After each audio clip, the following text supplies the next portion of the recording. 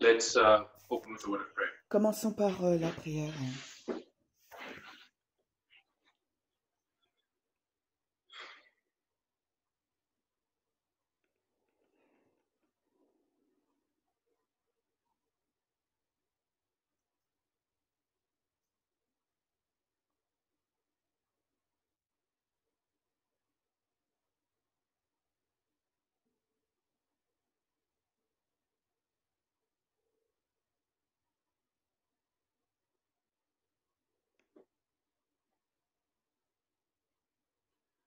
Grant us your blessing, dear Father, as we open your word. Accorde-nous In Christ's tes name we pray. bénédictions, Amen. mon Père, alors que nous ouvrons ta parole. Au nom de Jésus, nous prions. Amen.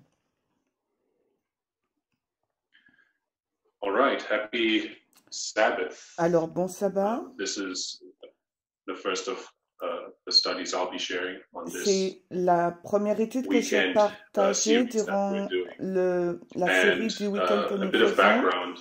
Un peu de Of course, contexte. we know that Bien sûr, nous Elders savons Parminder and Tess have que been les sharing anciens Parmenter on et Tess ont various aspects of the partagé message. sur And what différents they've been aspects du sharing, message, as et was ce shared, qu'ils as ont was partagé, stated last night, is not ce really qui a été new, dit but hier a soir, c'est pas further vraiment development nouveau, mais and c'est un clarification of that which développement has plus large et already been put on clarification the de ce public qui a record. déjà été publié dans le And domaine public. The role I've tried to fulfill Le in rôle que this j'essaie d'accomplir dans cette speaking to or further developing that which they share, ce développement qu'ils ont déjà présenté ou dans des écrits, des articles. C'est des études que je partagerai sont un développement de ce qu'ils ont fait. Quand vous regardez l'étude de l'ancien Parmenter vers la fin de cette période au Portugal, il a commencé à parler de Josiah Leach et d'Uriah Smith, Daniel 11, et c'est ce que j'aimerais couvrir aujourd'hui avec vous. Et j'aimerais qu'on retourne et qu'on regarde à Daniel 11, 40 à 45, de la perspective de Josiah Leach et Uriah Smith et de notre compréhension de la vérité présente. Et de ces versets, j'aimerais qu'on clarifie certains points spécifiques, clarifier certaines mauvaises compréhensions que nous avons en relation avec la compréhension de Josiah Leach, mais aussi de Uriah Smith, et de clarifier la relation de notre application de vérité présente, de compréhension de ces versets, et de tirer aussi certains parallèles entre leur compréhension et la nôtre. Et cela, j'espère, nous donnera une saisie plus solide de ces versets. Okay, now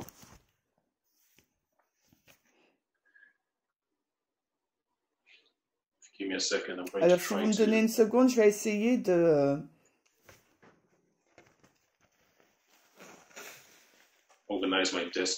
d'organiser mon ordinateur afin que je puisse voir la conversation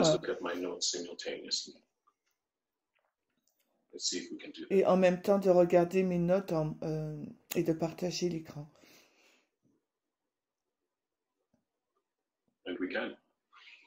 Ok, j'ai pu le faire. Alors, je préfère bien sûr le format de classe où nous pouvons engager une conversation et discuter, mais nous devons essayer d'accomplir ce que nous pouvons dans cette situation le mieux possible. Mais sentez-vous libre de mettre vos commentaires dans la conversation ou de poser des questions, et je vais essayer d'y répondre.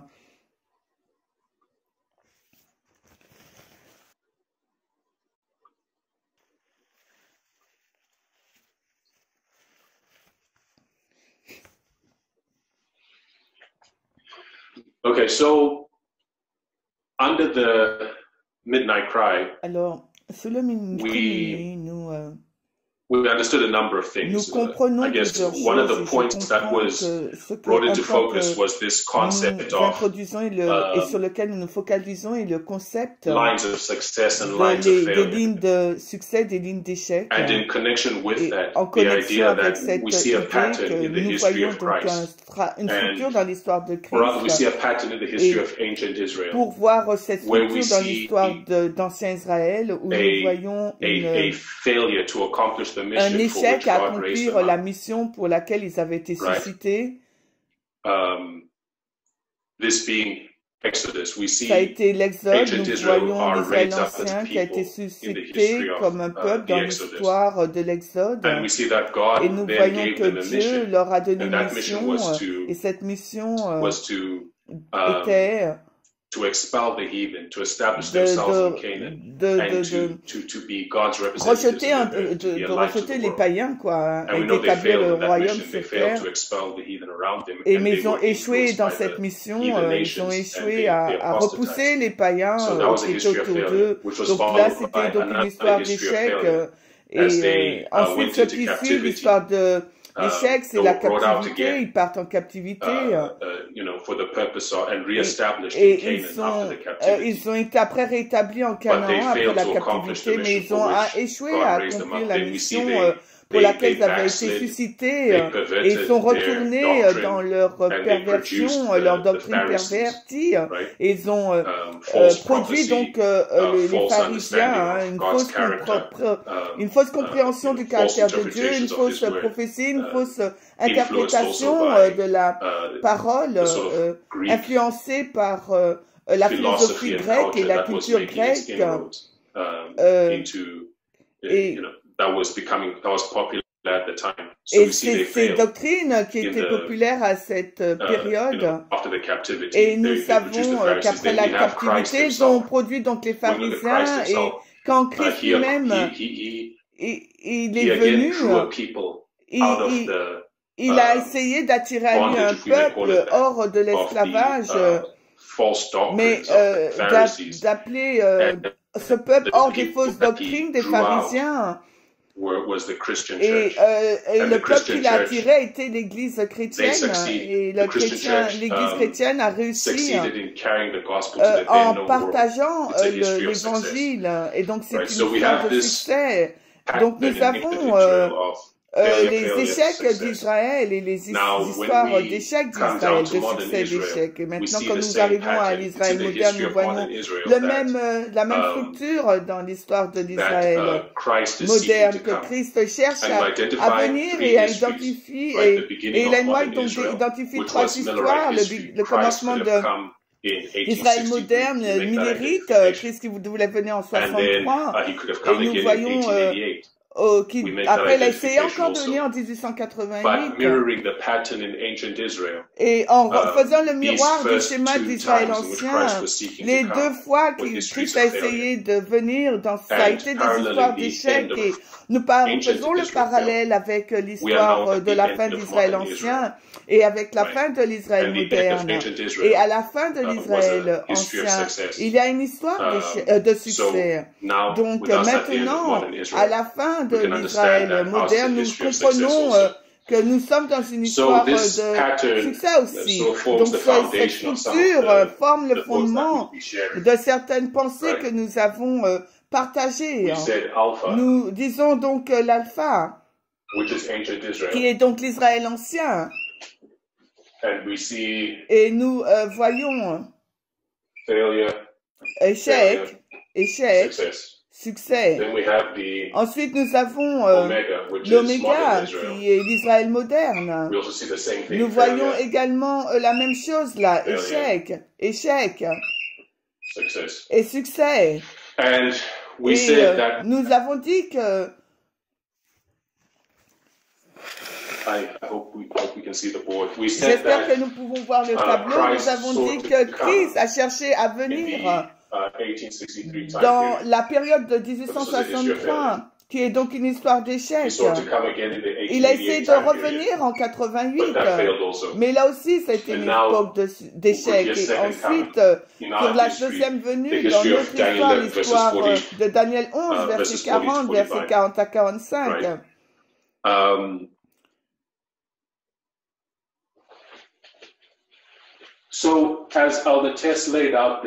Alors que l'Ancien Test a posé sa structure, nous voyons un certain nombre de choses et que dans chacune de ces histoires, quand Christ cherchait de venir, il nous a donné, il leur a donné un message.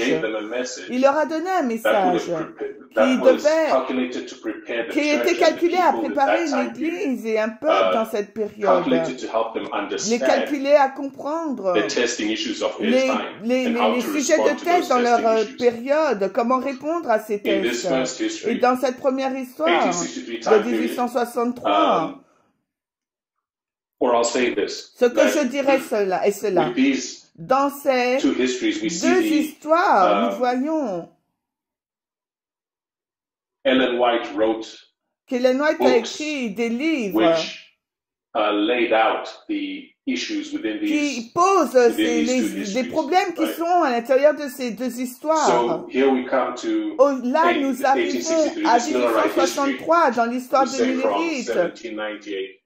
On dit de 1798 à 1863. Dans le livre de Spiritual Gift, elle souligne la question de l'esclavage comme le problème de test, la coupe de Babylone et l'effusion des 7 dernières plaies, l'esclavage, l'histoire de l'esclavage, c'était la question de test qui demandait une réponse à la fois à l'Église et au monde et comment les personnes ont répondu face à ces problèmes. Cela a constitué une question de vie ou de mort. Mais c'était une histoire d'échec. Mais quand on arrive à 1888, cette période de temps, il y a donc le livre La Grande Controverse, et là, elle souligne la loi du dimanche. La loi du dimanche et la question de test. Il y a le test dans cette dispensation, et cela a nécessité une réponse basée sur comment les personnes allaient répondre par rapport à ce test. Et ça allait déterminer s'ils sont sauvés ou perdus. Et ce schéma ici nous dit c'est un test différent dans chacune de ces périodes, chacune de ces dispensations. Et ce que le test est différent là. Et ils ne comprennent pas exactement la nature du test, mais ils ne comprennent pas toutes ces caractéristiques. On ne comprend pas les caractéristiques exactes de ce test. Nous comprenons sa nature qui parle du sujet de l'égalité. Et je mets un point d'interrogation là pour exprimer que nous savons, mais pas complètement. Dans notre dispensation de test, nous comprenons pas complètement le test de l'égalité. Nous voyons dans chacune de ces histoires, un message a été introduit dans chacune de ces dispensations. Mais quelquefois, nous n'avons pas vraiment pris conscience de ça. Qu'Ellen White a écrit premièrement dans Spiritual Gift sur l'esclavage et après la loi du dimanche. Daniel 11, 40 à 45 nous donne les scènes finales de ces événements, les séquences des événements finaux qui amènent à la FTG, à la seconde venue. Christ a cherché à venir dans ces histoires. Et tout comme ce qu'on voit, c'est qu'un message a été donné dans chacune de ces histoires. C'est une application de Daniel 11, 40 à 45 qui a été donnée dans chacune de ces histoires. Et c'est ce que je voudrais poser brièvement. Il y a une application de Daniel 11, 40 à 45 qui est donnée dans ces histoires. Donc Christ aurait pu venir en 1863.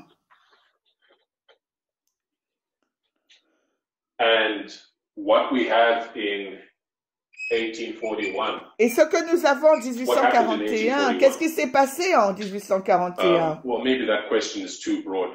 Et peut-être que cette question est trop large, mais nous cherchons une publication.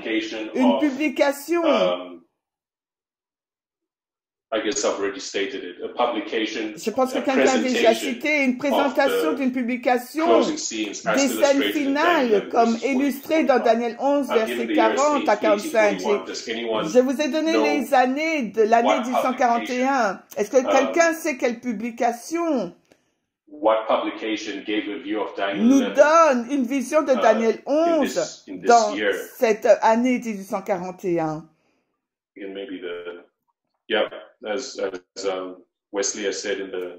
Wesley a dit dans le commentaire, nous avons APEC, APEC, qui a été publié. APEC a été publié et a été publié par Josiah Litch. Now, what APC stands for is an address to the public Alors, and the clergy. APEC, c'est un discours pour le public et le clergé. APEC dans la librairie, la bibliothèque des pionniers, c'est un discours pour le public et le clergé. Et là, il présente une vision de Daniel 11, 40 à 45 qui trouve son accomplissement dans le contexte de cette histoire. Il trouve son accomplissement dans le contexte de cette histoire d'échec. Donc nous irons voir cette histoire. Et quand nous arrivons à la deuxième dispensation de 1888,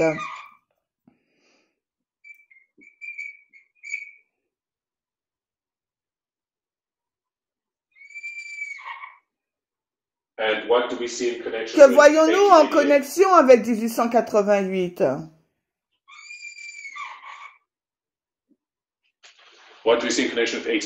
Que voyons-nous en connexion avec 1888?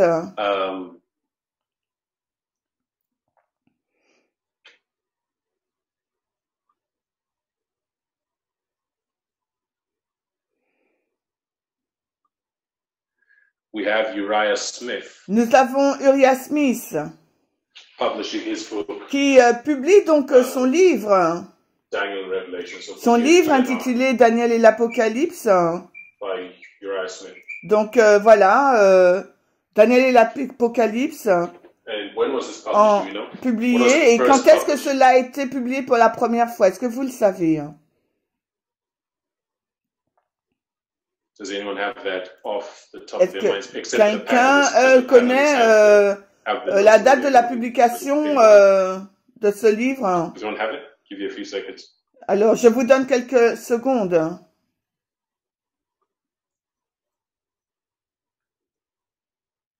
Non.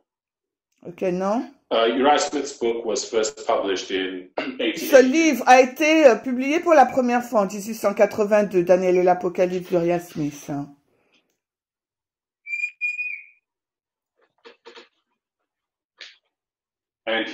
Et il présente une vision de Daniel 11, 40 à 45.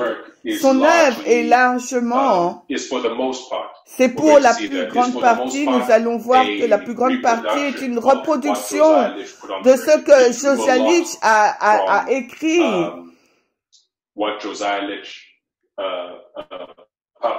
Donc, c'est tiré vraiment une grande partie de la publication de Josiah Litch, mais il y a quelques versets, 44 et 45, il réinterprète d'une telle façon qu'il aurait pu trouver son accomplissement dans le contexte de cette histoire de 1888. Est-ce que cela a du sens?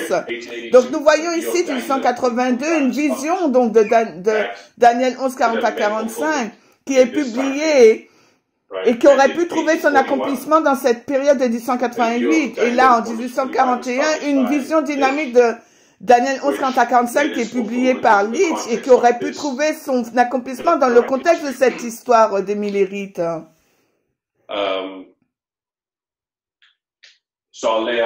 Donc, on va poser maintenant notre ligne et on va revenir de ça. Nous allons... Là, on arrive vers la seconde venue. Et une partie de cette histoire commence donc en 1989.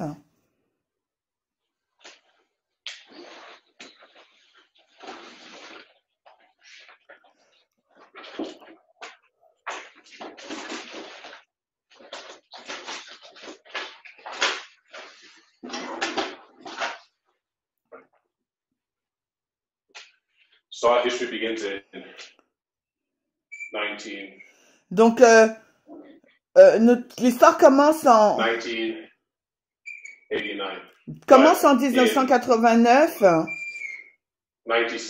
mais en 1986. Non, 96, pardon. Nous avons donc une publication de la vision de Daniel 11:40 à 45 qui a été publiée dans le magazine Le Temps de la Fin, publiée par l'ancien Jeff.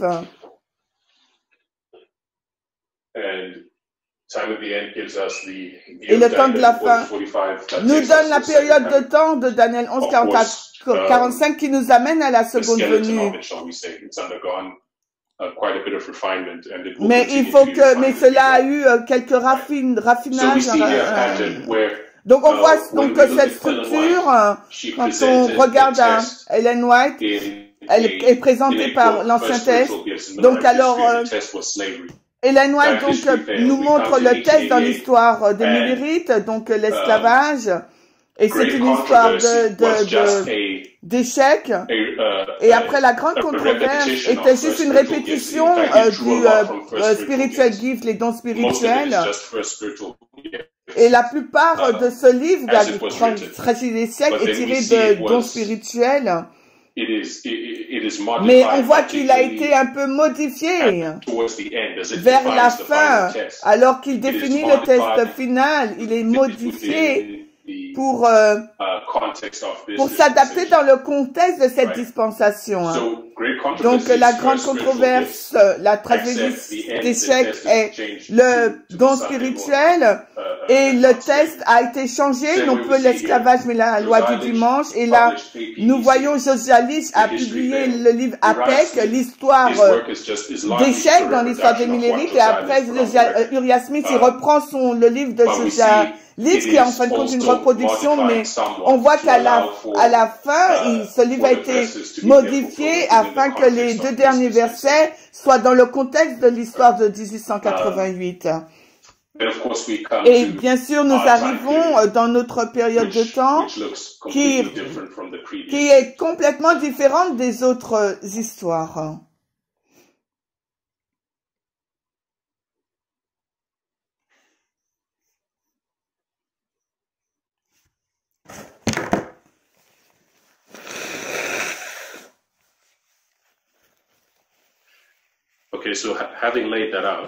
Alors, ayant posé cela, je regarde mes notes là, pour voir si j'ai encore quelques points à faire.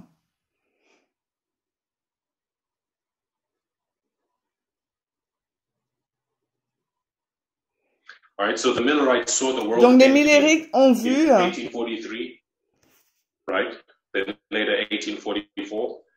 Et plus tard, 44.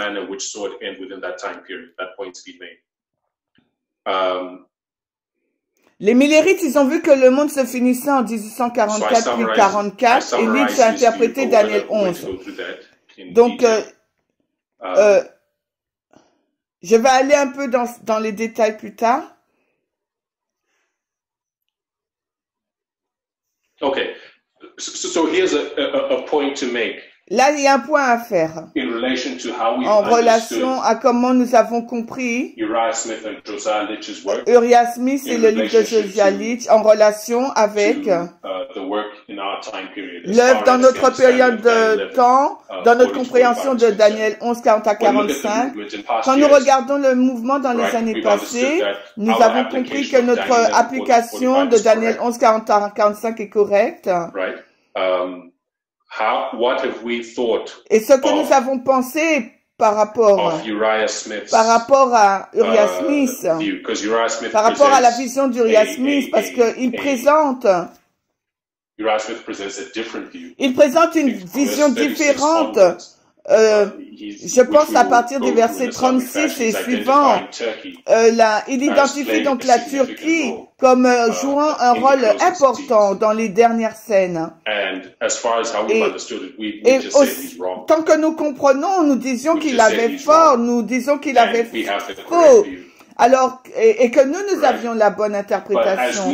Mais alors que nous observons cette structure, nous n'avons jamais dit que Josiah-Litch, la vision de Josiah-Litch, était qu'en fin de compte, Uriah Smith avait écrit, ce qu'il avait écrit, c'était tiré de Josiah-Litch.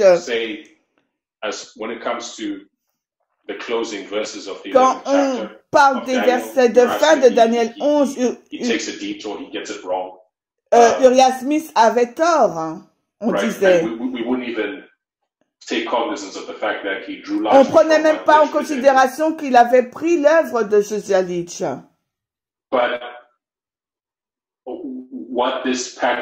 Ce que ce schéma démontre, alors que nous allons voir que à travers l'histoire, c'est que la vision de Josiah-Litch, alors qu'il présente ces versets est actuellement l'intention d'origine de ces versets. J'étais là assez souvent pour me rappeler que la compréhension de notre application des versets 40 à 45 était l'application première, l'intention d'origine, la précédente application était fausse. Uriah Smith ne pouvait pas voir aussi loin dans le futur. Il ne pouvait pas voir loin dans le futur. Donc il a interprété ces versets comme ayant un sens pour lui dans son époque. Mais nous avons l'application première. Nous n'avons pas utilisé ce terme, mais nous avons l'accomplissement principal des versets 40 à 45. Et c'est ce que cela nous montre. Mais ce n'est pas l'intention d'origine ou de l'application première. En fait, c'est la première application, c'est Josiah-Litch. C'est l'origine la première application, l'origine en fin de compte. Il y a quelque chose que j'aimerais que nous voyions. C'est comment nous avons changé cette compréhension, comment nous avons renversé cette compréhension. Nous pensions que nous avons la première application de Daniel 11. Mais en fin de compte, c'est Josiah-Litch qui avait la première le premier accomplissement de Daniel 11. 40 à 45, et nous pensions qu'il avait tort. Et je pense que cela est important. Je vais essayer de donner une révision de l'histoire de Josiah-Litch, la vision de Josiah-Litch et d'Uriah Smith, afin que nous puissions être familiarisés avec cette histoire, afin que nous puissions marquer des points et faire des parallèles. Mais alors que nous allons faire ça, alors que nous allons couvrir Josiah-Litch, il nous faut lire du livre de Uriah Smith, les pensées de Daniel et de l'Apocalypse d'Uriah Smith. Je vais lire à partir de son livre parce que je pense qu'il est beaucoup plus détaillé dans sa présentation de l'histoire, même si on sait que c'est la même vue que celle de Josiah-Litch, hein. Mais il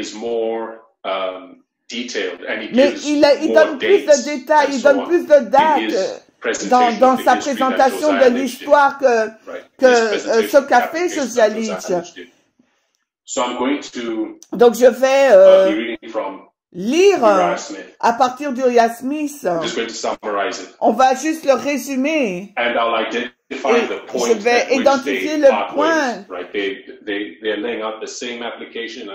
Ils font la même application, mais Mais à partir des versets 44 et 45, c'est là que leur compréhension est différente. Elle diverge, leur compréhension. d'Uriah Smith et de Joshua Lee à partir du verset 44 et 45.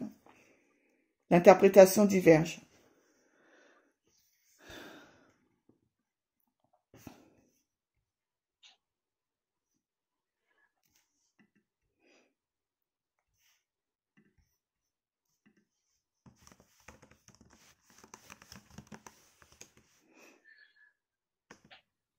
Okay, so we want to cover verses 40 j'aimerais 45, voir les versets as understood by 40 à 45 comme compris par Uriah Smith et Joshua Lee, mais il est utile de placer ces versets dans le contexte de versets 30 à 36.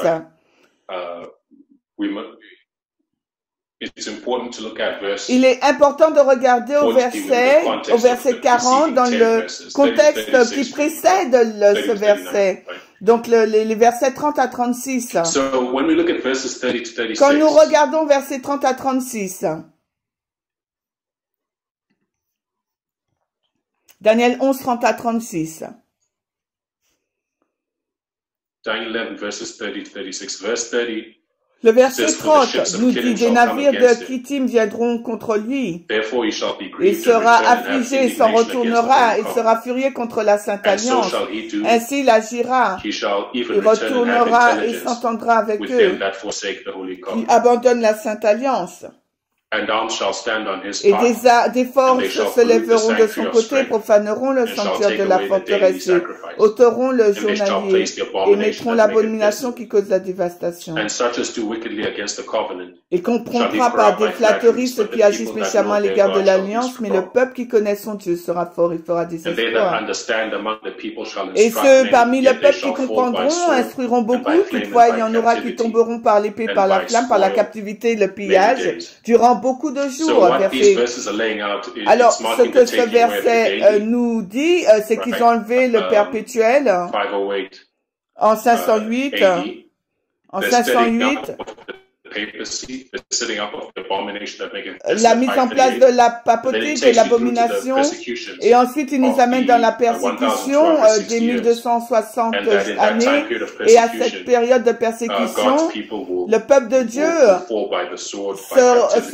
tombera par l'épée, par la captivité, dans les mains de la papauté. Maintenant, quand ils vont tomber, là, on parle de la réforme. And some of them of understanding shall fall to try them and to purge them and to make them white. Verset 35, il a lu, maintenant 36, et le roi se fera selon sa volonté, il s'exaltera et s'élèvera au-dessus de tout Dieu. Et là, au verset 36, le verset 36, Uriah Smith l'a compris, il dit, le roi fera ce qu'il fera. Et là, ça parle de 1260. Un roi est identifié, il dit qu'un roi est identifié qui fait un travail. Ce que Uriah Smith est identifié, là, il fait cette transition, il identifie la transition de la papauté à la montée d'un nouveau puissant pouvoir. Et ce nouveau pouvoir, c'est le roi, c'est la France au verset 36. Et la France sous la Révolution française s'est passée de 1789 et c'est fini en 1799. Nous avons la France sous la Révolution française. C'est une puissance qui émerge et qui arrive. Et elle vient après les 1260 années.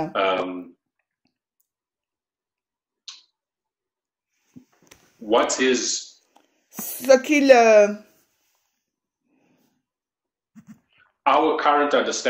notre compréhension de ces versets, alors que nous les avons compris dans le mouvement, le verset 36. En fait, jusqu'au verset 39, c'est décrit l'œuvre de la papauté. Les versets 36 à 39, c'est une répétition et élargissement de l'œuvre de la papauté, que la papauté fera. Et quelqu'un va discuter que ce sera la lecture la plus naturelle de ce passage qui nous amène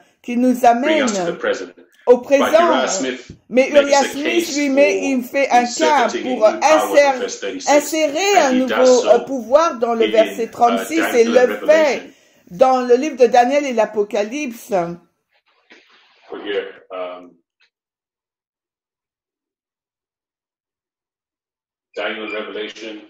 Daniel et l'Apocalypse. Donc le code c'est DAR en anglais. Alors DAR. C'est la page 292. Donc c'est l'édition 1909.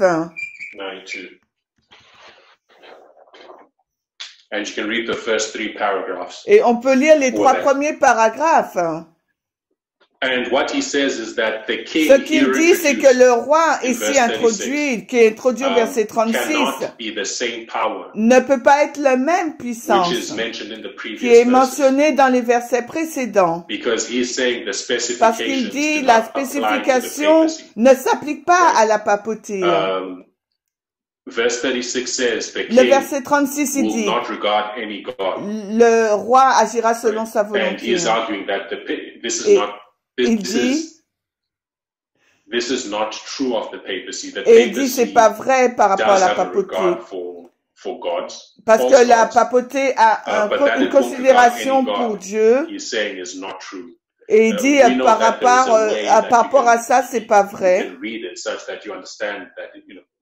It is true that the papacy does not regard the God of heaven. Et il est vrai que la papauté n'a aucune considération pour le Dieu du ciel. Nous pouvons lire ce passage comme étant la papauté, mais lui, il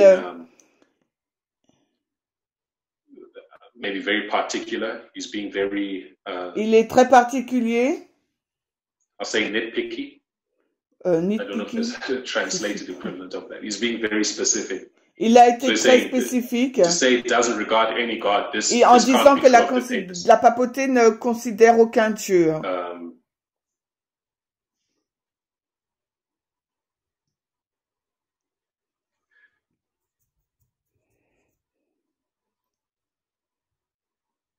Il poursuit en disant,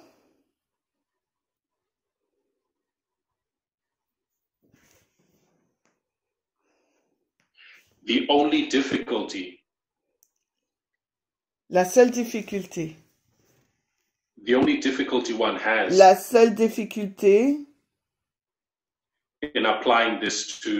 en appliquant cela à un nouveau pouvoir de la France qui est identifié, c'est que c'est l'article défini. Le verset 36 nous dit « Et le roi fera selon sa volonté ». Le verset 36 de Daniel 11 nous dit « Et le roi fera sa volonté ». Donc là, c'est Daniel 11, 36. Donc, si nous prenons de la description de la persécution papale des versets 32 à 36 jusqu'à la fin des 1260, il identifie le roi et il accorde cela qui fait selon sa volonté dans cette période de religion. Mais il dit, ça serait plus facile de voir qu'il y a ce changement si nous changeons l'article si nous changeons un mot pour dire un roi. Et si on peut le faire, eh ben, on n'aura aucune difficulté à voir qu'il s'agit d'un nouveau pouvoir qui est introduit. Et cet argument lui a permis lui a permis de faire ça par la traduction hébraïque. Il dit, la seule difficulté,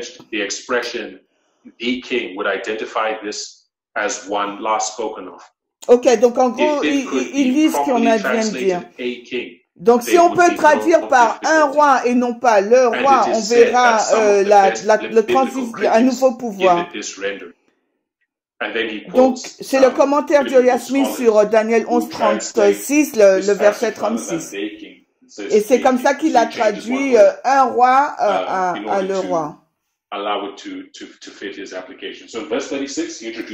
Le verset 36, donc Uriah Smith introduit la France. Then he goes on in page 292, paragraph 4. Après, il va au paragraphe 3 pour relier les caractéristiques qui sont posées dans le verset 36 pour montrer ce que la France fait en ce moment. Elle arrive au temps de la fin. C'était une puissance forte.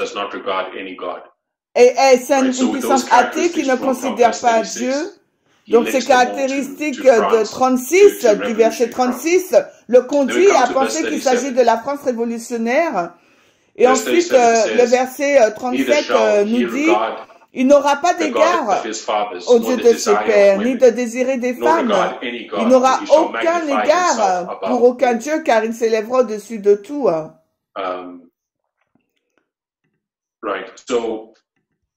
Nous avons appliqué cela à la papauté pour dire que la papauté ne considère pas, il n'a pas de désir pour les femmes ou pour l'institution du mariage. C'est les caractéristiques larges de la papauté, le célibat des prêtres. Donc c'est les versets... Donc, c'est les caractéristiques de ce pouvoir qu'on voit dans les versets avant le verset 40. Et ensuite, quand il l'applique à la France, il fait une connexion de nouveau dans... Là, nous sommes à la page 294 de Uriah Smith.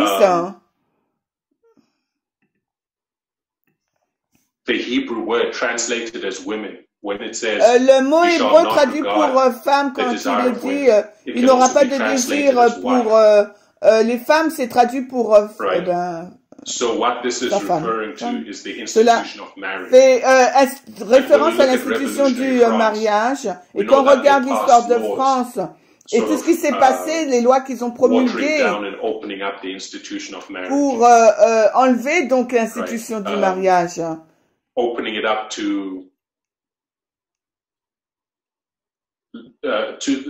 By legitimizing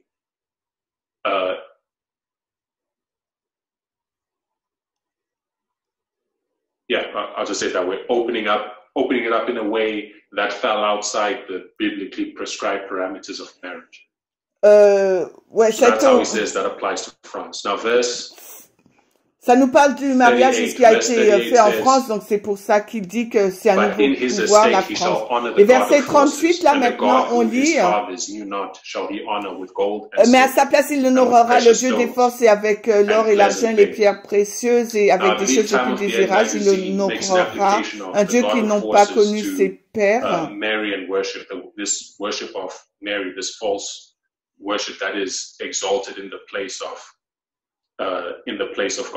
Donc là, il dit ce qui a été mis en France à la place de Dieu. Donc Uriah Smith identifie donc l'adoration de la déesse de la raison introduite en 1793 en France. Et c'est ce qu'il dit par rapport à l'application pour lui du verset 38 de Daniel 11.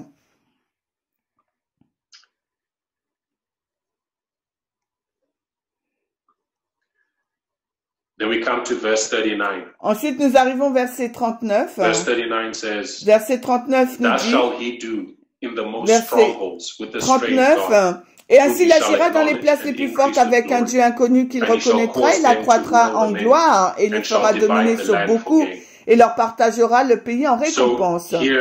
Ici, là, l'application qu'il fait, c'est les révolutionnaires qui ont à chair la fausse religion de la déesse de la raison vont prendre le contrôle du pays et de la richesse de la nation. Ils vont confisquer le pays des nobles, de la classe riche, et redistribuer ses richesses. Et c'est ce qui s'est passé dans le magazine Le Temps de la Fin. Et cela s'appliquait à la papauté, la même application qui a été faite. Parce que la papauté a fait la même chose durant le Moyen-Âge. Elle a pris donc les terres et les a redistribuées. Et elle les a redistribuées. Et on voit que la France fait la même chose. Le verset 39 continue donc en 1798. Et c'est là où commence le verset 40.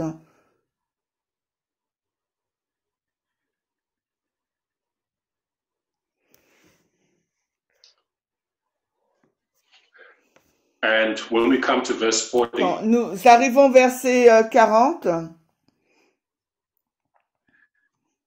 I'll just give an overview of it, and then je donne juste un aperçu de cela et on va faire une pause et après on va reprendre dans l'étude suivante.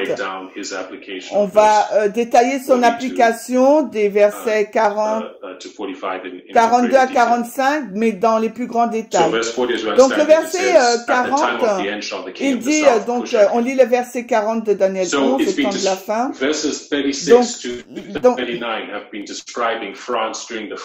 Donc les versets 36 et 39 décrivent la France durant la Révolution française, et le verset 40, c'est un conflit entre le roi du Nord et le roi du Sud qui est introduit dans ce tableau-là. On a la France comme étant le lui et le roi du Nord et le roi du Sud. Et si on retourne dans Daniel 11, 5, c'est à la fin de la division de l'Empire grec, et le roi du Nord et le territoire qui contrôle la Syrie et le roi du Sud est celui qui contrôle l'Égypte. Le roi du Nord, c'est la puissance qui contrôle Syrie, et le roi du Sud qui contrôle l'Égypte. Donc nous voyons qu'il y a une identification géographique là, avec sur l'identité du roi du Nord et celle du roi du Sud.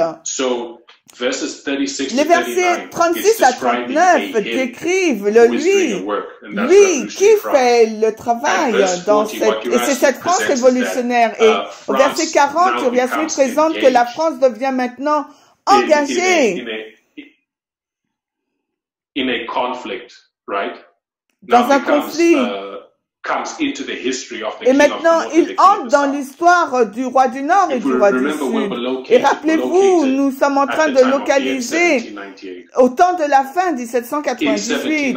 En 1798, qui était le roi du Nord? Si nous suivons la géographie précédente qui a été établie dans le verset 5, ça serait le roi du Nord est celui qui contrôle la Syrie. Quand on arrive à 1798, Syrie est contrôlée par l'Empire ottoman. Et qui était le roi du Sud en 1798? C'était l'Égypte était contrôlée par une classe guerrière qu'on l'appelait les Malouks, je crois. Et c'était l'Égypte était le roi du Sud. Donc ce qu'Uriah Smith présente, c'est une France révolutionnaire en 1798, dans cette période de 1798, qui vient en conflit avec le roi du Nord et le roi du Sud au verset 40. Donc quand il dit au temps de la fin, le roi du Sud pousse, lui le pousse, le roi du Sud qui a appliqué là, c'est l'Égypte, et le lui là, c'est le lui qui référence au verset 36, donc c'est la France. Et le roi du Nord, l'Empire ottoman, va venir contre lui comme une tempête. Le lui là, c'est toujours la France. Et lui, dans ces versets, c'est la France. Donc, premièrement, l'Égypte pousse contre la France, et ensuite, l'Empire ottoman va contre la France avec comme une tempête avec des chars et des cavaliers, beaucoup de navires, et cela a pris place en 1798. Donc, c'est l'application, et nous irons dans le détail. On va faire un diagramme, j'espère. Et nous allons continuer.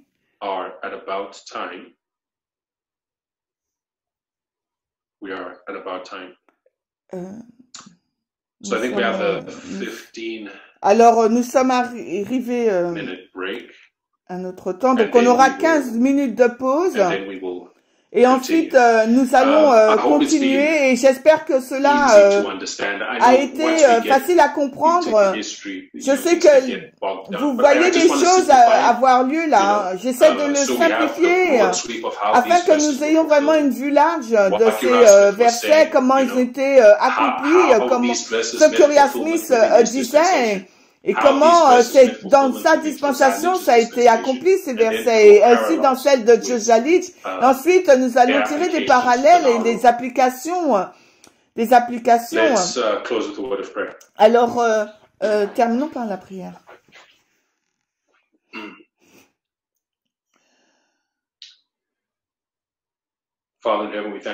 Cher Père Céleste, nous te remercions pour ton travail, pour ta parole, pardon. Nous te remercions de nous donner ces moyens afin que nous puissions nous rassembler pour étudier ta parole, parce que certains sont seuls, ils ne peuvent pas, et grâce à cette technologie, nous pouvons être ensemble et étudier. Nous te remercions, Seigneur, pour cela.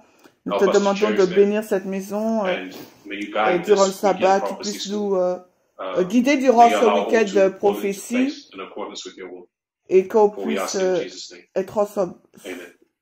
Nous demandons ces choses au nom de Jésus. Amen.